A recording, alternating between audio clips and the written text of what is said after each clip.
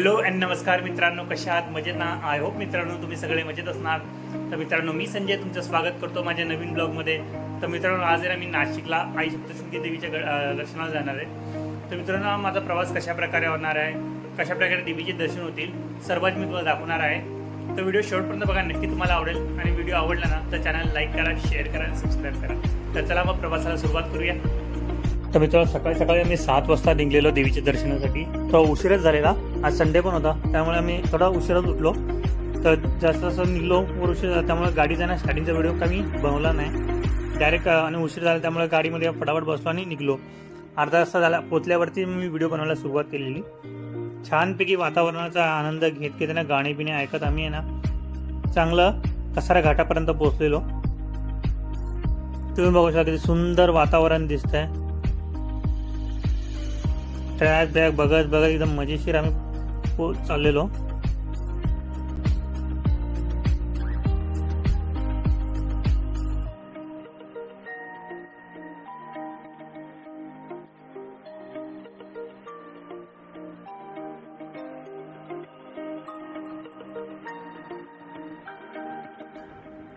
तर बघा मित्रांनो, छानपैकी शूट करत करत कसारा घाटापर्यंत पोहोचलेलो आहे. आता 2-1 मिनिटांमध्ये ना घाट सुरू होऊन जाईल व्यवस्थित. सुरूच झालेला आहे. तर बघू शकता, बघितलं वरती डोंगरावरती ट्रॅक्स वगैरे दिसत ना, एकदम बारीक आहे लांबून, त्यामुळे क्लिअर दिसून येत नाही. तर मित्रांनो, कसारा घाट म्हटलं ना तर मला खूप आवडतं, कारण की इकडच्या ना डोंगर वगैरे बघण्यासाठी, दरी वगैरे किंवा ट्रॅक्स वगैरे, बोगदे वगैरे बघण्यासाठी मला खूप आवडतं लहानपणापासून. तुमच्याबद्दल कोणाला आवडत असेल नक्की कमेंट करून सांगा मला.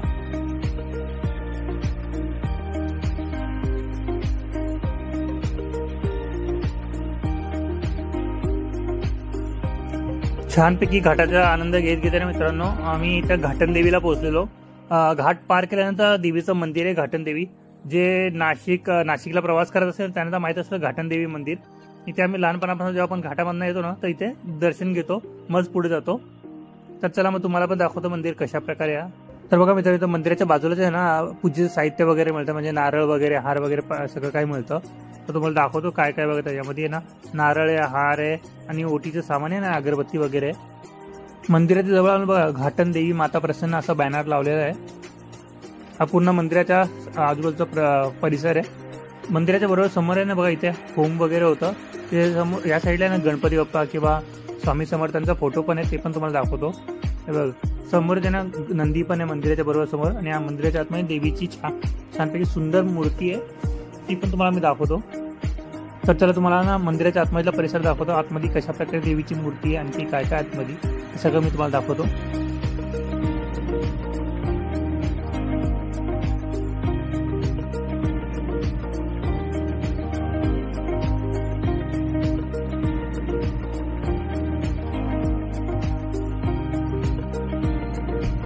तर मित्रांनो, माझे घाटन देवीचे छानपैकी दर्शन झालेले आहे. आय होप तुमचेही झाले असतील.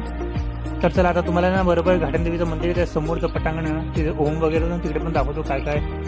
तर बघा इथे बरोबर मंदिरासमोर आहे ना, घाटन देवीचं मंदिरासमोर खूप मोठं त्रिशूल लागलं बघा. इथे ना होम वगैरे होतं. तसे महादेवाची पिंड आहे, नंदी महाराजांची मूर्ती आहे छोटीशी, साईबाबांची मूर्ती आहे, स्वामी समर्थांचा फोटो आहे, असे खूप सारे देवांचे ना फोटो ठेवलेले आहेत. बघा मंदिराच्या आजूबाजूचा पूर्ण परिसर आहे, खूप छान ॲटमॉस्फिअर आहे इथं. तरी तुम्ही जर नाशिकला जाणार असाल ना या रस्त्याने, तुम्ही नक्की इथं दर्शन घेऊ शकता, तुम्हाला नक्की आवडेल. घाटन देवीचे दर्शन घेऊन व नारळ वगैरे फोडून आम्ही पुन्हा आमच्या प्रवासाला सुरुवात केली. वणीगडापर्यंत पोचता ना आम्हाला 2-1 वाजून गेलेले. तर मित्रांनो, फायनली ना आम्ही वणीगडाच्या पायथ्याशी पोहोचलेलो आहे. हा वणीगडाचा खालचा हिस्सा आहे ना, म्हणजे डोंगराच्या खालचा हिस्सा, तिकडचे गाव आहे पूर्ण. त्या गावामधनं आहे ना वणीगडाला जाण्यासाठी रस्ता आहे. आता थोड्याच वेळामध्ये ना आम्ही मेन गेटपर्यंत पोहोचून जाऊ. आता बघा, हे बॅरिगेट्स आहे ना, हे पार केल्यानंतर राईट मारलं ना का गडाची सुरुवात होते, म्हणजे एंट्री गेट आहे, तिकडे आपण गड चढायला सुरुवात करूया.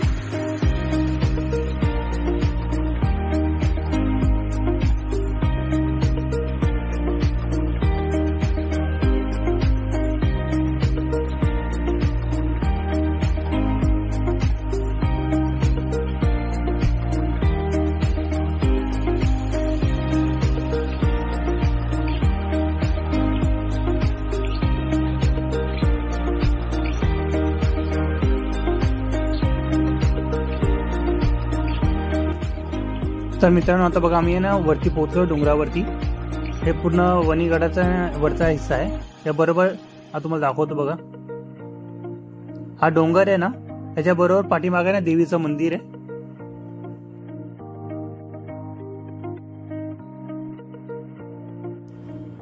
तर बघा आता आहे ना मंदिराच्या एकदम जवळ पोहोचलोय। इथे सगळं ग्रीन कपडा दिसतो, इथे सगळं पार्किंग आहे। जर तुम्ही गाडीने आला तुम्ही इथे कार पार्क करू शकता। बघा इथे वरती तुम्हाला दिसतंय ना रोपवे दिसतोय, मंदिराच्या अगदी बाजूलाच आहे रोपवे। थोडं आणखी पुढे गेलं का मंदिर व्यवस्थित दिसून येईल।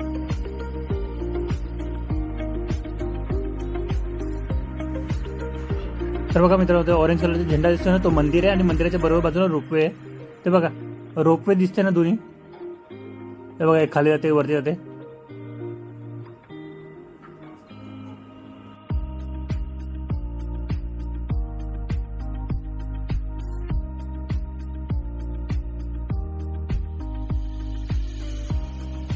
तर बघा मित्रांनो मंदिर आहे पूर्ण क्लिअर दिसतं। हे कौलारू टाईप दिसतं, म्हणजे असं राऊंड टाईप बनवलं बघा क्रीम कलरचं। तिथून सीड्या आहे पूर्ण मंदिराला वरती जाण्यासाठी आणि उतरण्यासाठी पण आहे। आणि त्याच्या मंदिराच्या अगदी बाजूलाच आहे ना रोपवे आहे। आता आहे ना आम्ही मंदिरात न जाता सर्वात आधी आम्ही खाली जातोय। तिथं तलाव आहे मंदिराच्या बरोबर समोर आहे। आणखी थोडं खाली गेल्यावरती तिकडे आम्ही हातपाय धुवून मग आम्ही गड चढायला सुरुवात करू। तर मित्रांनो आता आहे ना आपण तलावाच्या इथं पोहोचणार आहोत। तुम्हाला दाखवतो कशा प्रकारे तलाव। तर बघा इथे ना त्या तलावामध्ये ना सर्व भाविक मंदिरात जाण्या अगोदर हातपाय धुतात, किंवा काही काही भाविक असे इथे आंघोळ पण करतात। आता कसं आम्हाला लवकरात लवकर निघायचं, म्हणजे एकाच दिवसात आम्ही आलो आणि संध्याकाळपर्यंत आम्ही निघून जाऊ, त्यामुळे आम्ही हातपाय धुवूनच मंदिरात देवीच्या दर्शनाला जाणार आहे। किती मोठा तलाव आहे आणि बरोबर तलावाच्या बाजूला त्यांना मंदिर पण आहे। पण इथे कोणत्या देवाचं मंदिर आहे का देवीचं मंदिर आहे ते मला ठाऊक नाही। जर तुम्हाला माहित असेल तर नक्की कमेंट करून सांगा मला।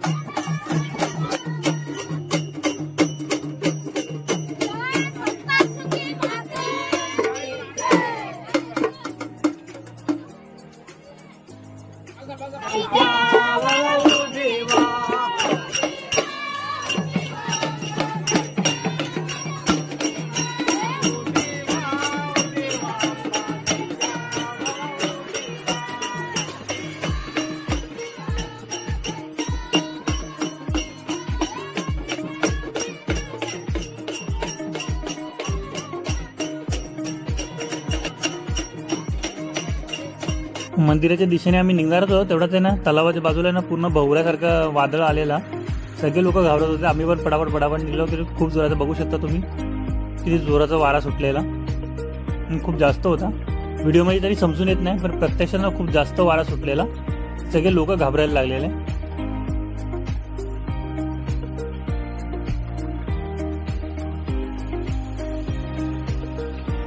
तर मित्रांनो आता आपण आहे ना मंदिराच्या दिशेने आलोय।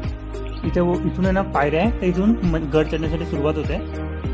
बघा इथे दोन्ही साईडला ना खूप सारे दुकान आहे, म्हणजे आपण तलावापासून आलो तिथून इथपर्यंत खूप सारे दुकान आहे, जिथे तुम्हाला ना साडी वगैरे, चुंदरी वगैरे, प्रसाद वगैरे किंवा देवीला हार वगैरे घ्यायचा असेल ना, सर्व काही तुम्हाला A to Z आहे ना पूजेचे साहित्य तुम्हाला इथे मिळून जाईल।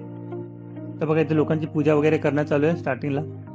इथे किती मोठा त्रिशूल पण लावलेला आहे, हे बघा सप्तशृंगी निवासिनी देवी ट्रस्ट।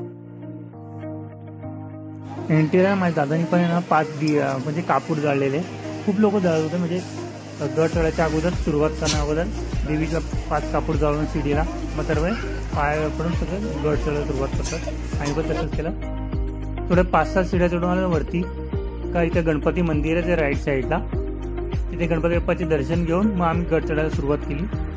रोपवे होता पण आम्ही सीडीने जाणं प्रिफर केलं, कारण की आजूबाजूचा निसर्ग पण बघता येतो आणि जास्त उंच नव्हतं, त्यामुळे आम्ही सीडीनेच चाललेलो। गड चढताना आहे ना मला काय शूटिंग करायला जमली नाही, त्यामुळे सीड्या स्टार्टिंगपासून ते एंडपर्यंत जर सीड्या होत्या ना तर दादानी पूर्ण व्हिडिओ शूटिंग काढली।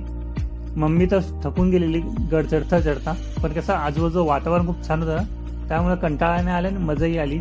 गड चढत असताना आम्हाला मध्यभागी आहे ना एका ठिकाणी खारुताई दिसली बघा, लहान पिल्लू होता खारुताईचा, घाबरतही नव्हता लोकांना। काय नाही, रोपेनी गेलो असताना तर असे प्राणी बघायला मिळत नाही, त्यामुळे आम्ही ना चालत चालत निघालेलो, म्हणजे कसे असे वेगवेगळे प्राणी माकड वगैरे बघायला मिळतात. गड चढून आणखी थोडं वरती आलो ना तर इथेच आहे ना बघा, मोठा कासव पण आहे रस्त्याच्या मध्यभागीच आहे, आणि इथे राधाकृष्ण मंदिर पण आहे, आणि सोबत गाय आणि वासरूत पण आहे.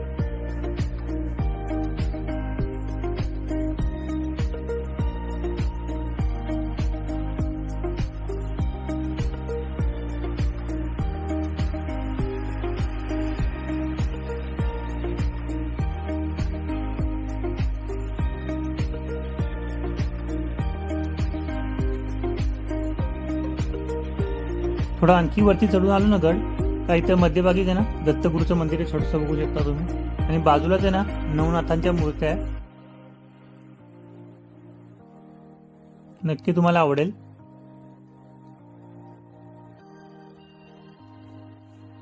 इथे पाया पडून आणखी गड चढायला सुरुवात केली तर पुढे आणखी आलो ना तिथं राम मंदिर पण आहे वरती, राम लक्ष्मण सीता आणि हनुमंत आहे. फायनली आम्ही गड चढून वरती आलो, पण इतकी जास्त गर्दी होती ना का उभा राहायला पण जागा नव्हती, तर सरकत आम्ही वरपर्यंत आलेलो. बघू शकता किती जास्त गर्दी आहे.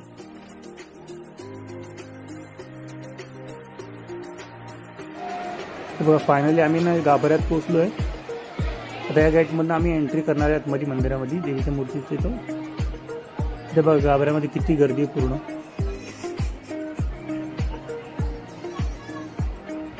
तर बघा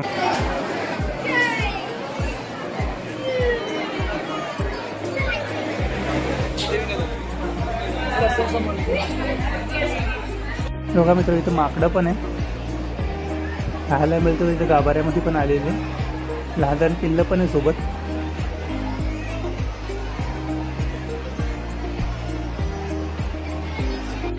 तर मित्रांनो फायनली आमचे देवीचे दर्शन झाले आहे छानपैकी. आय होप तुमचेही झाले असतील.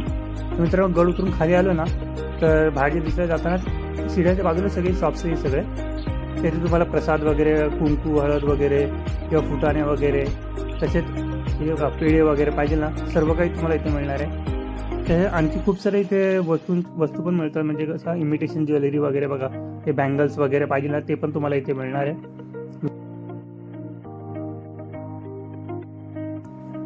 तर मित्रांनो तुम्हाला इथे ना पूजेचे इतर साहित्य पण मिळणार, जसे दिवे वगैरे, समई वगैरे, घंटी वगैरे किंवा छोटे छोटे तांब्या पितळाची भांडी असतात ते पण तुम्हाला मिळणार आहे. इथं पूजेच्या साहित्यामध्ये यूज होणार आहे. तसे बघा इथे देवांचे मूर्त्या पण आहेत, तांब्या पितळाच्या, पंचधातूच्या, शिवपिंड आहे, बालकृष्ण आहे, गणपती बाप्पा आहे, सप्तशृंगी देवीची मूर्ती पण आहे बारीक बारीक, लहानपासून थोड्या मोठ्या साईज पर्यंत 3-4 इंचापर्यंत अशी पण आहे. हे बघा ही पण सप्तशृंगी देवीची मूर्ती 270 रुपयाला आहे, आणि बघा ही 230 रुपयाची आहे. तसं बघा हळदी कुंकूचा करंडा पण आहे 200 रुपयाचा, त्याच्यामध्ये पण पत्त्याची डिझाईन वेगवेगळे. आणि बघा हे कासव 170 रुपयाला, आणि बघा हा पण कुंकूचा करंडा 280 रुपयाचा आहे. वेगवेगळ्या साईजमध्ये आणि वेगवेगळ्या प्राईजमध्ये आहे, आणि सगळ्यांवरती प्राईज लिहिली आहे. आणि बघा हा कासव आहे ना 230 रुपयाला आहे. तसे बघायचं कळस वगैरे, ते काचेचे दिवे वगैरे पाहिजे ना ते पण मिळणार. आणि सप्तशृंगी देवीची मूर्ती बघा आणखी मोठी पण आहे 2200 रुपयाला ही, सर्वात मोठी साईजची पण आहे बघा इथे. तसे बघा इथे देवींचे फोटो पण मिळणार आहे, म्हणजे लाईट्स वगैरे सोबत आहे. प्राईस दाखवतो तुम्हाला 9000 रुपयाला आहे. आणि बघा क्रिस्टलचे कासव आहे ना 340 रुपयाला आहे. तर मित्र बघा देवीचे तुम्हाला नाही लाइटिंगवाले साधे फोटो पाहिजे विदाऊट लाईट्स वगैरे ते पण मिळणार आहे. बघा हे ना 750 रुपयाला आहे. अशी प्राईस लिहिलेली आहे सगळ्यांवरती, फोटोंवरती व इतर पूजे साईट आहे त्याच्यावरती पण लिहिलेली आहे. तर आय होप मित्रांनो तुम्हाला माझा हा व्हिडिओ आवडला असेल तर व्हिडिओला नक्की लाईक करा, शेअर करा आणि सबस्क्राईब करा. तर मित्रांनो भेटूया नेक्स्ट प्लेसमध्ये, नेक्स्ट व्हिडिओमध्ये. बाय.